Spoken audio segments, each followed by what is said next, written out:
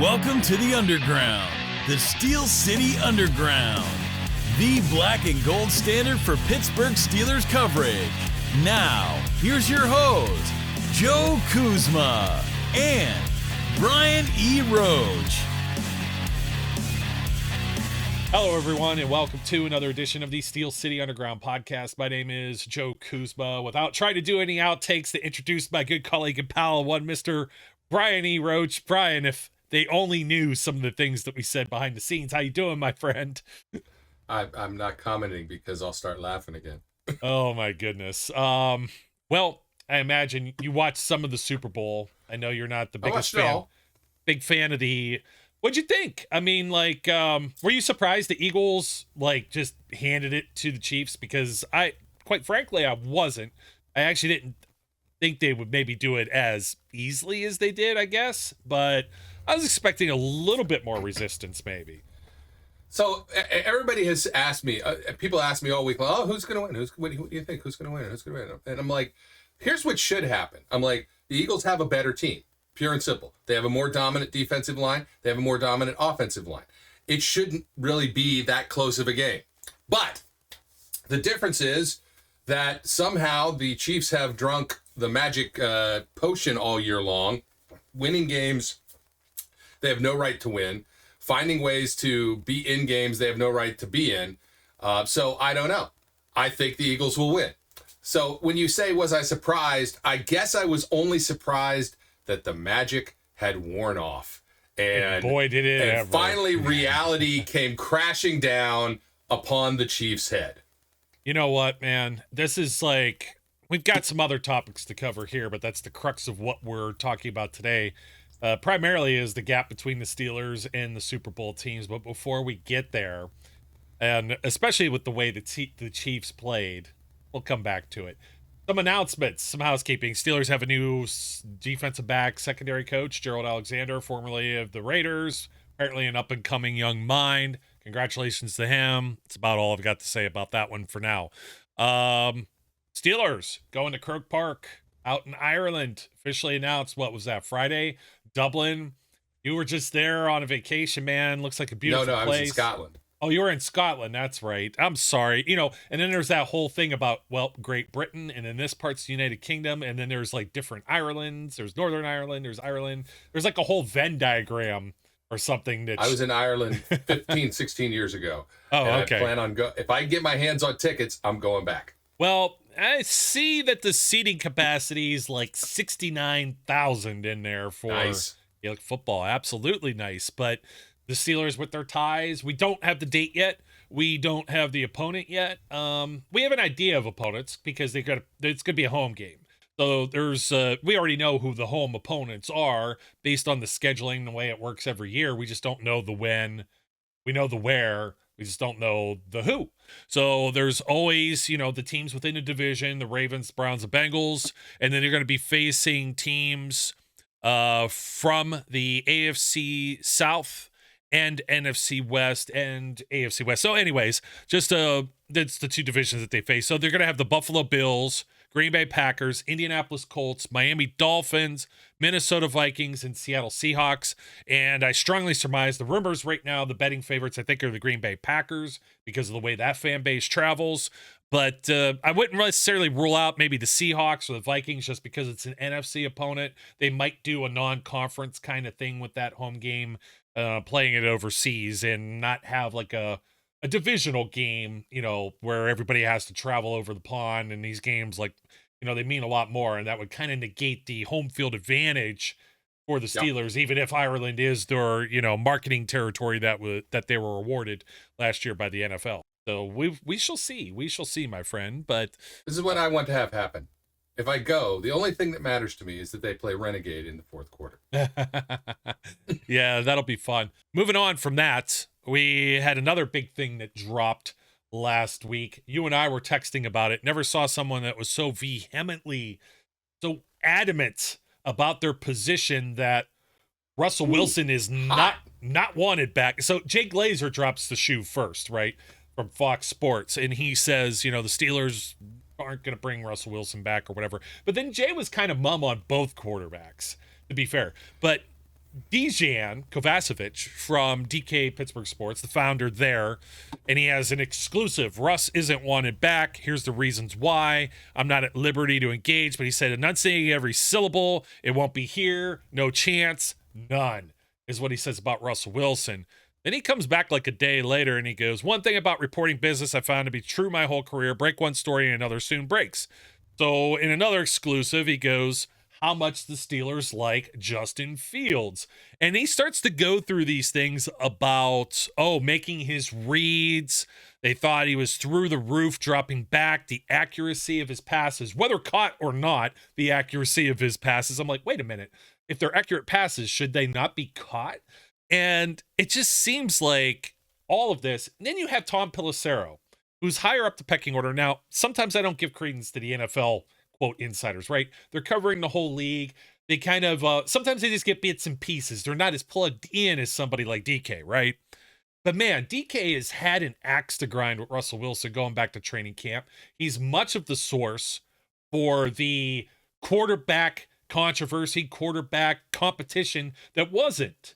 And constantly kind of dumping some fuel on the fire as to whether or not Justin Fields could have been a starter last year coming out of camp and stuff like that. So Mark Cabali probably says it best, formerly at The Athletic, kind of he's on his own, kind of independent right now. You see him on Pat McAfee's show, but Cabali said, consider everything you listen to, but believe nothing, or something along those lines. That's where I'm at right now, because Pelissero then says Steelers are undecided on both quarterbacks. And it's just like, my goodness, folks, this is the Friday news dump before the Super Bowl. I need attention. I need focus. I need clicks. It's like, man, we ain't going to know anything for probably several more weeks. Free agency starting about a month from now. We're about 30 days or so out if I check the calendar. Yeah, so a buddy of mine texted me when that hit, and he's like, "Oh, I hear Russell's out. Is this true? What's?" And I said, this is the season of lies. It's the season of misinformation. It's the season where you shouldn't believe anything. I am clearly not going to say Dejan called his sources, whoever they are, and that they lied to him. I'm not saying that. I'm not saying he's making it up, right? What I am saying is everybody has an agenda, and you should take the position that you will know who the quarterback is for the Pittsburgh Steelers when somebody signs a contract. Yeah, and speaking, I've been hard on Fields, but I also want to be fair. But just some of the things that DJ's saying here are really just opinion. Sometimes I try and root it in some of the facts. When you're talking about somebody being gun shy, or you're talking about his reads and making the right reads, and his ability, his mobility, his behavior, and the way he handled everything. Yeah, all of that. Great. Great teammate, right? But he took 16 sacks, and he had a 4-2 record, and there were only 2 of those teams were playoff teams. One of them with the rookie quarterback, Bo Nix, in his second ever start, right? The other one, hold on a second. The other one, the Chargers, Justin Herbert didn't even play a full game. And you go back to Kenny Pickett, 2023, same record, 4-2, took the same amount of sacks, threw the same amount of touchdown passes, but played 5 playoff teams out of the 6. So, that's so tough for me. And when you got a guy that takes this many sacks, you look at both of those quarterbacks, and it's just like, yeah, I'm not seeing much of a difference. I mean, when you're talking about like a guy throwing somewhere around 26, 27 passes to 35 passes per game, and you have a game where you're only throwing 131 yards, completing 55% of your passes, this is the reason why we weren't so like over the moon with that Vegas Raiders win, right? He was 14 of 24, 58.3% for 145 yards, no touchdowns, no picks. It was great that he limited his mistakes, and it was great that the defense was opportunistic. But if you're looking at it from any more of a game manager standpoint, okay. Now, the Russell Wilson fire, I have no idea. There's people that are asking him.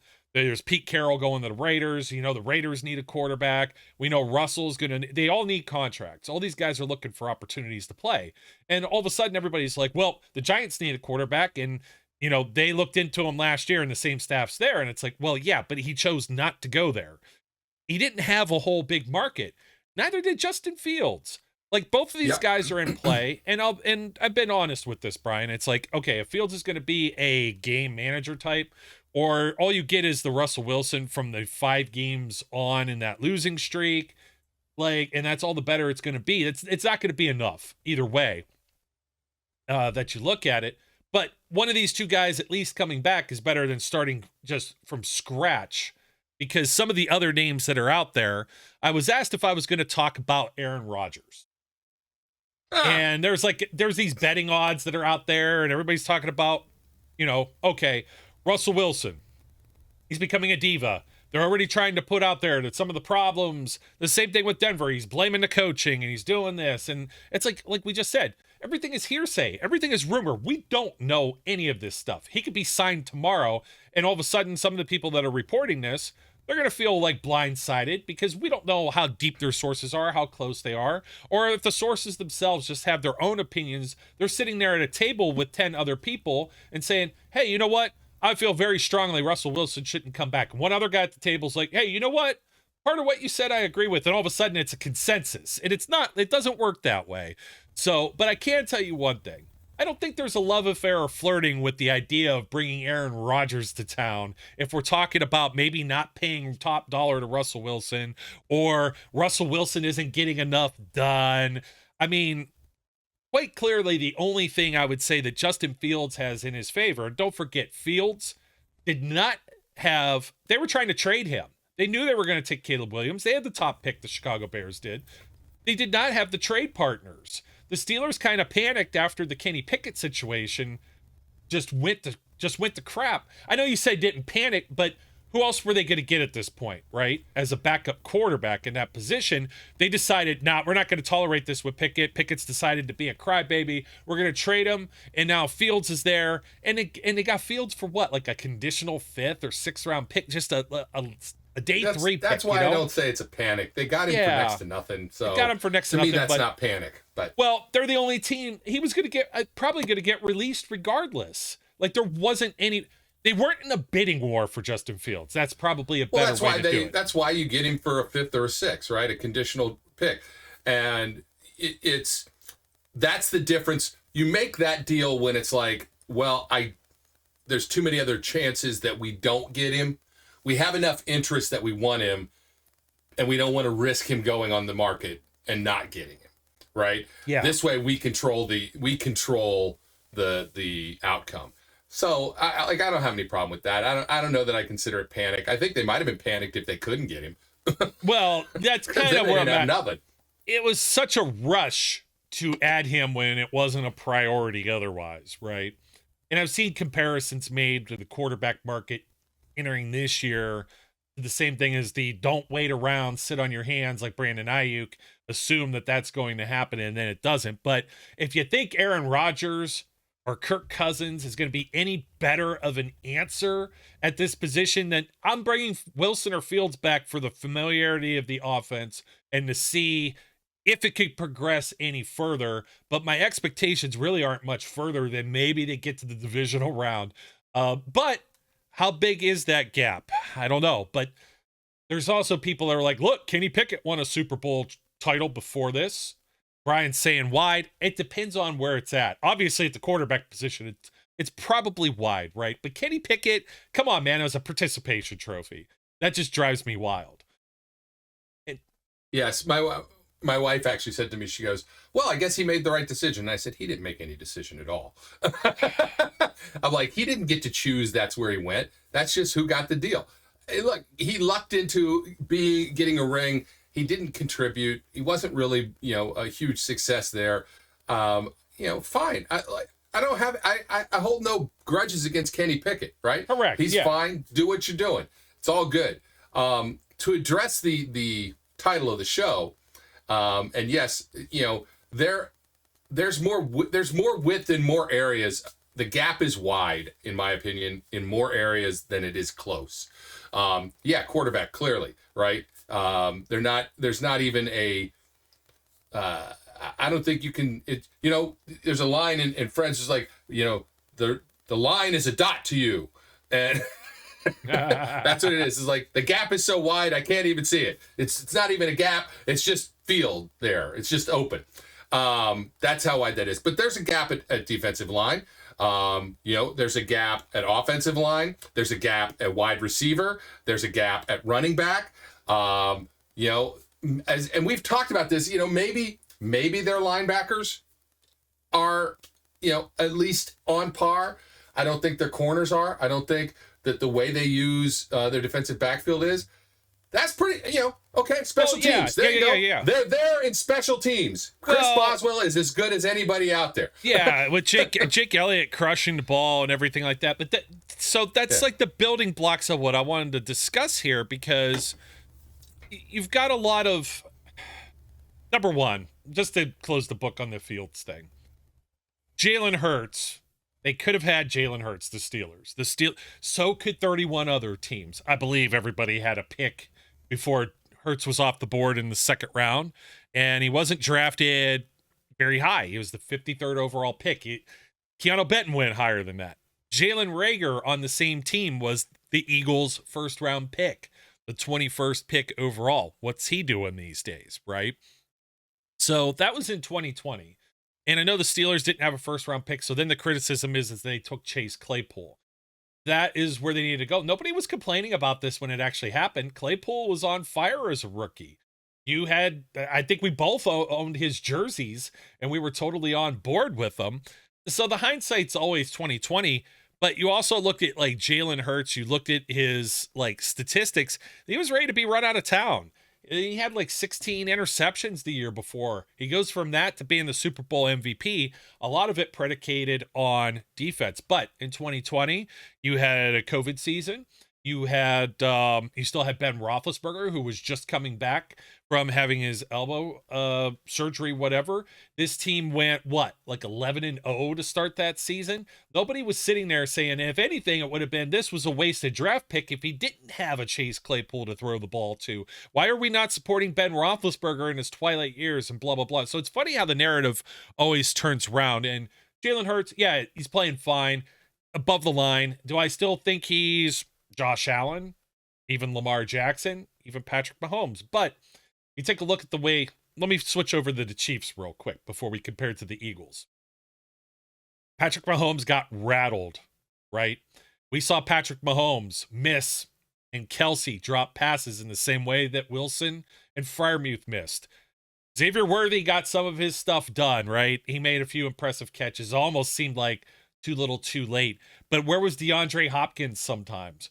Where was Mahomes at all? We talk about mobility with the quarterbacks.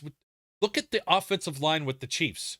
Now, I'm not saying anybody's going to be out there, and I'm not, by all means, the team's in 3 Super Bowls straight. I'm not trying to make an actual apples-to-apples comparison, but I'm just trying to view it through the lens of a Yinzer that would be like, fire Andy Reid because they didn't win the Super Bowl. Wasn't good enough. They didn't win the Super Bowl. Can't have just a winning season, and that's all the board the Chiefs had was a winning season. But boy, did they get rocked, and you addressed it at the very beginning of this with the line play on both sides. And there's so many dudes with the Eagles that we would have loved for the Steelers to have drafted, but they had other needs at the same time. So, well, most of them they didn't get the opportunity to. Yeah, I mean, you're not getting Jalen Carter. You're not getting the other guy from Georgia, who I can't remember what his name is. Jordan Davis. Jordan Davis. Yeah. Like, we wanted them both. You're not going to get them. Right? You're not going to get them. And that's the thing. Look, the Eagles have a window right now, right? Because they've got stud guys on their defensive line that are still playing under rookie contracts. They're not going to be able to keep them all. When it comes time to start paying, they're going to have the same problem that every good team has, right? It's why it's really super difficult to have a long-running dynasty anymore, because eventually you just can't pay them all, and they start to break up. So you either have to retool and go along or whatever. So, but right now the Eagles have a window where if their defensive line and their offensive line continue to be as dominant as they were, that they could repeat again. And then maybe absolutely. Those rookie contracts start to wear off, and now you gotta figure out who's necessary to keep and who's not, right?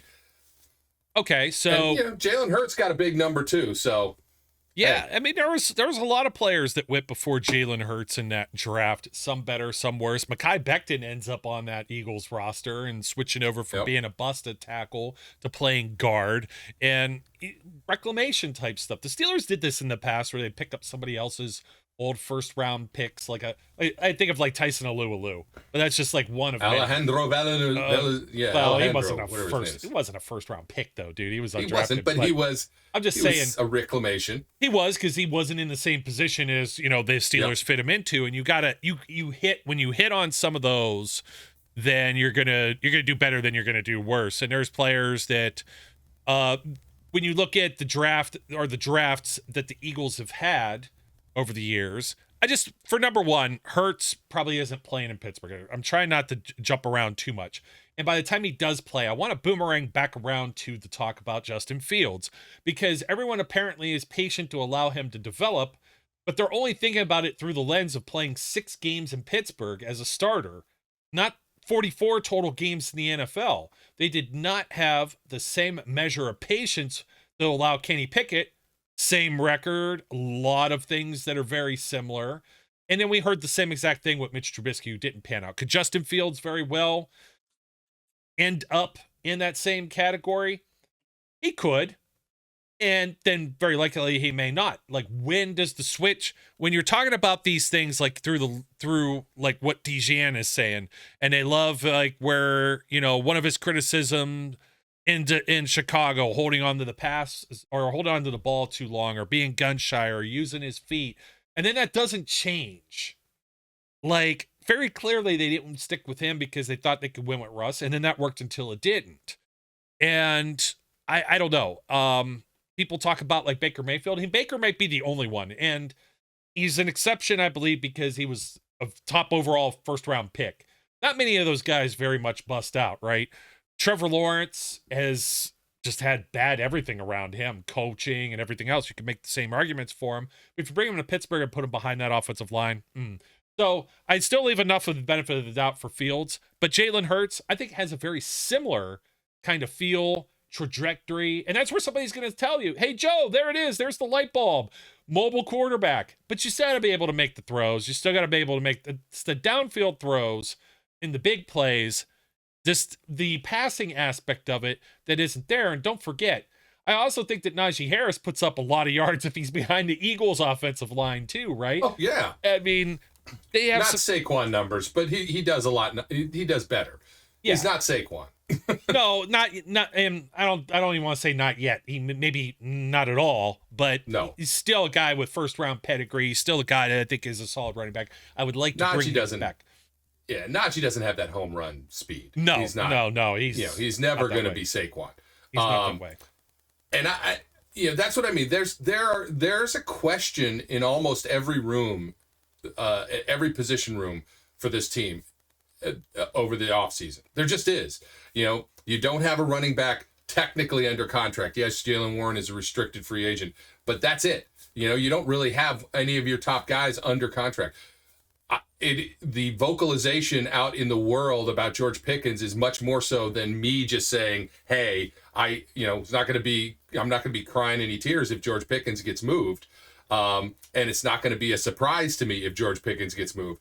So you're hearing that more often than not now. You're hearing, we know they've got problems on the offensive line. We know they have some issues with the defensive line. We know that the corner position is there. The safety play has not been up to standard to what it should be. And whether that's because of the scheme and how they're doing things, who knows? I don't know. I don't know the answers to that. But they got a ton of question marks. And so, how do they address those? Really, the quarterback, we said this the last time around. The quarterback is important, but there's so much going on here. The people who are available, nobody's coming in here and turning this into, Super Bowl contending team next season. It's just not happening. Yeah, among the Super Bowl teams with the Chiefs and the Eagles, just look at what happens. Now, I understand, you had Joe Thuney, who's like a Pro Bowl All-Pro guard, playing out of position because of injury. You've got a rookie playing another spot. Hello, sounds a lot like the Steelers' problems with having to play Mason McCormick and still trying to patch up things with their offensive line. Could they be a piece or two away? Do you trust if the Chiefs were to add a tackle, would it solve their problems? They brought in DJ Humphries, for example, and he was coming off of an injury and whatever because they were looking for a veteran that could shore this up.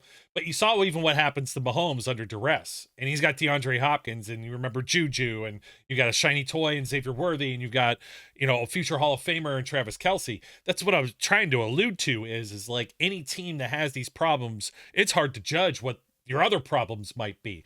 So I think fixing the offensive line is paramount for the Steelers. Getting some more guys now on the defensive line, Brandon Graham, Cam Hayward, that seems to fit.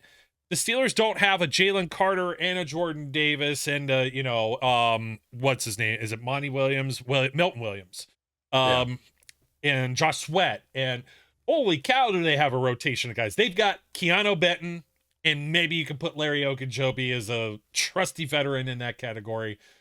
And I know they got Highsmith, Herbig, TJ Watt, all pro. You've got edge rushers and stuff.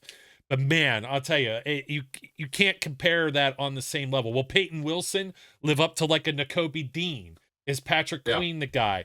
Look at what the Eagles did in that secondary. They got a new secondary coach coming in.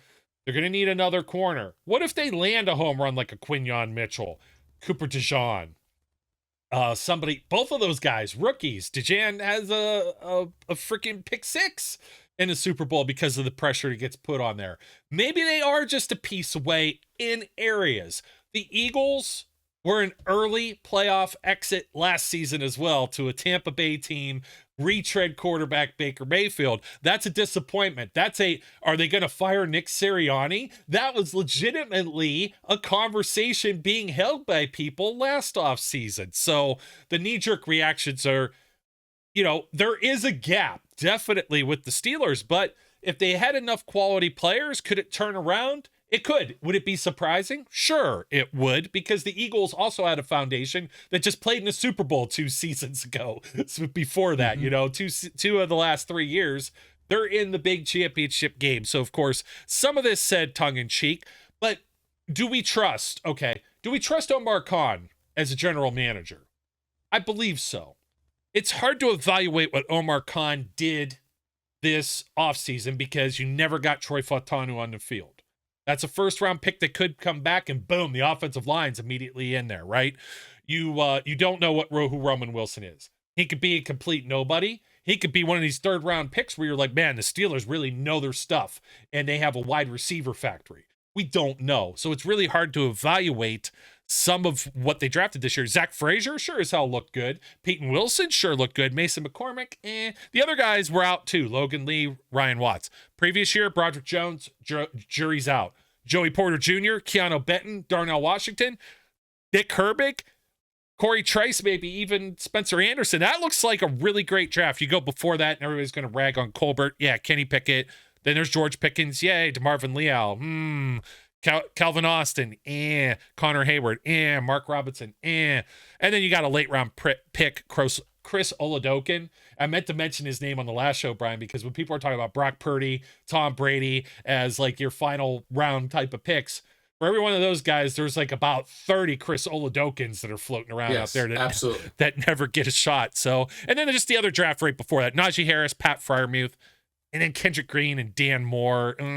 That didn't work out, but you know what they're trying to do. But when you hit on some of those and you compare to like what the Eagles did, I mentioned Mitchell, DeJean, the previous year, Jalen Carter, Nolan Smith. Before that, 2022, Jordan Davis, Cam Jurgens, who ends up being center, not Landon Dickerson, who went the year before and everybody wanted the Steelers to draft as a center. He doesn't even play center. He's just a guard in the NFL. They bring in another second-round pick. He's the center. Nakobe Dean goes right after Jurgens. 2021 was Dickerson, but before him, Devontae Smith, Milton Williams. There are Kenneth Gainwell even as a role player. But they miss on Jalen Reagor. They get Jalen Hurts. They missed on Davian Taylor. You go back, this is 2020 now. And then before that, Andre Dillard, Miles Sanders, Siga Whiteside. But then you had Dallas Goedert, Avonte Maddox, Josh Sweat, Jordan Mailata, Derek Barnett, Rasul Douglas, and Sidney Jones that didn't before that. So you have hit and miss, but like you said, there's a compact amount of this roster under rookie deals that are there cheap, and for maybe for a significant amount of time, it's a good foundation for a team that already had a pretty solid foundation. Yeah, that's why they can spend the money on Saquon Barkley, right? Mm-hmm. Because they have the availability to do so, right? The Steelers are in a different position where the majority of their rookie deals are expiring or have expired. And now, they're just not in the same boat. They're just not in the same boat. I mean, you just got to look at it that way. Those I guess, spotlight kind of positions, running back, quarterback, wide receiver, there's not a lot of free money that would normally get pulled in and tied up in there that's going away. They've got a lot of money in their defense, a ton of money in their defense. And it wasn't worth what they spent on it last year. So how do you fix that? What do you adjust? What do you tweak? I have a lot of faith in Omar Khan to make decisions. I think, and I've said this before, I think that there's going to be some surprising moves this offseason in how the player personnel gets put together for the next upcoming season. I think there's going to be guys that you never would have thought are going to leave or that aren't going to be here anymore. I don't know who they are. To me, there's dramatic things that need to probably happen in order to give them their best chance at repointing the ship in a championship direction. I don't know that I believe they can do it in 1 year. So the question really is, what's the longer term plan? Yeah, and it all comes down to quarterback. But again, Jalen Hurts wasn't looked at as being the guy. And, the Eagles, they had won with Nick Foles, too. So with Carson Wentz, and none of those guys are actually highly thought of from several years ago. Now, I know not all of that team was still there this weekend, but Brandon Graham was one of those guys that was, or Lane Johnson was one of those guys that was. So there's still guys that had done it. I think one of the bigger moves, and this goes into maybe a little bit of trade rumor stuff. We talked about Cooper Kupp last week. Not Cooper Kupp, but for me, the Eagles, one of the big things, or even for the Chiefs for that matter. The Chiefs went out, they got DeAndre Hopkins. They added some veteran guys that were more stable, like Juju, for example. That's been better than, they drafted Rashee Rice last year in the second round, in 2023, I should say. So almost last year, previous season. And, what's that turning out to be like? Sky Moore was a guy we liked and hasn't. So these teams, they have that same kind of adversity where not every single pick is a home run. But the Eagles went out and got A.J. Brown in a trade. And I start to think to myself, is George Pickens more Devontae Smith than an A.J. Brown? The Steelers need their A.J. Brown. What if they add their A.J. Brown? And I'm looking down the barrel of like Deebo Samuel. Now he's 29. We know that we like DK. And DK is 27 or 29 years old. So he's starting to get toward that age where we're like, okay, this guy's a little maybe longer in the tooth. Would he be worth it? And I'm looking at the contracts and the way that some of this gets structured, Brian, as we know. I am looking at the various aspects of it and trying to figure out the math, because I think that a Deebo Samuel trade could be affordable if the Steelers were able to do it. He's only got 1 year left on the 49ers deal, which pays him a lot of bonus money that's already tied up in their accounting. So would that be something that puts the offense over the top? They fixed their offensive line, stable quarterback play. I don't know. He's hurt a lot. Don't know. There's the dynamicism. I can't say that word. Dynamicism is probably there, but he's another guy, injury prone. Maybe he's been hurt often. Doesn't seem to finish seasons. I don't know. I don't know if there's value there or not. Yeah, he seems to be. I find him a little bit better of in a position, and how much of that is the system in San Francisco too, right? Yeah. And I don't necessarily know that I trust guys that come out of just the Kyle Shanahan system. I think a lot of that is just predicated on Shanahan being a good coach, and they could be a product. He could be completely like a nobody if he were to come to Pittsburgh. The amount of money that they play with all this restructuring and stuff. My dude only has a base salary a little over $1 million. He has a per game roster bonus of $750,000. If we look at the money that the 49ers would save in the 2026 season as part of moving on now as one of their outs. They would save about $12.3 million. So I think that's about where he's at because the cap number is at 15.8, but he has a void year next year of 33.1. And that is a boatload of money for a wide receiver that's about to hit 30 years of age. But if you get a year or two out of him and it maybe raises the level of play or opens up things for George Pickens, then maybe you'll see some things be more dynamic with the Pittsburgh Steelers offense. So, Brian, thank you for joining us once again today. See you on the flip side, my friend, when we talk defense next week. Absolutely. Appreciate it as always. All right, folks. That'll do it here for us. As always, don't forget to like, comment, and subscribe. Till next time, my name is Joe. His name is Brian. There's still a gap between the Steelers, the Chiefs, and the Eagles. We'll still say that and finish off with that. Don't leave us any hate mail. Till next time, we encourage everyone out there to be safe, be good, and we'll catch you later. We would like to thank you for listening and remind our listeners to follow us on social media and our website, www.steelcityunderground.com.